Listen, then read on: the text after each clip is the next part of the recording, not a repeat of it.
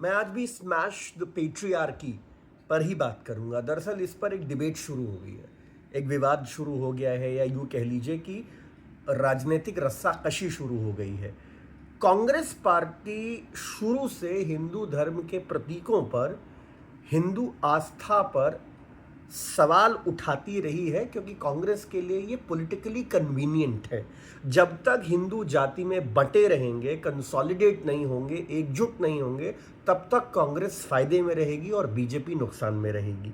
2014 में massive polarisation हुआ हिंदू वोटों का, जिसका नतीजा ये हुआ कि भारतीय जनता पार्टी को पूर्ण बहुमत मिला। 2019 में भी यही हुआ। 2024 में कांग्रेस और बाकी विपक्षी दल ये झूठ फैला पाने में कामयाब रहे कि अगर भारतीय जनता पार्टी को 2/3 बहुमत मिल जाता है, 400 पार हो जाता है भारतीय जनता पार्टी का हिसाब किताब, तो फिर रिजर्वेशन खत्म हो जाएगा, संविधान बदल दिया जाएगा।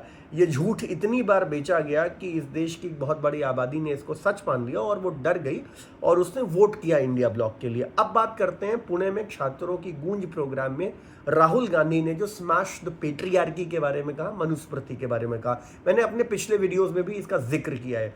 जब इस्लाम की बात आती है, मुस्लिम फंडामेंटलिज्म की बात आती है, इस्लामिक रेडिकलिज्म, एक्सट्रीमिज्म की बात आती है, वहां कांग्रेस पार्टी हमेशा चुप होती है। जिप अप, समझ रहे हैं आप? जिप अप, कोई सवाल नहीं, कोई प्रश्न नहीं।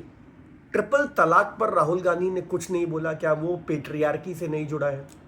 तलाक की बिद्दत पर राहुल गांधी ने कुछ नहीं बोला, कुछ नहीं बोला। राहुल गांधी ने शरिया लॉ, हिंदुस्तान में जो मुस्लिम फंडामेंटलिस्ट्स हैं, जिसमें बहुत बड़े पैमाने पे मुसलमानों की राजनीति करने वाले, मुसलमानों की ठेकेदारी करने वाले नेता हैं, वो शरिया लॉ को बैक करते हैं ओपनली। हिंदुस्तान में कांग्रेस पार्टी ने इस देश में कभी शरिया की मुखालफत नहीं की।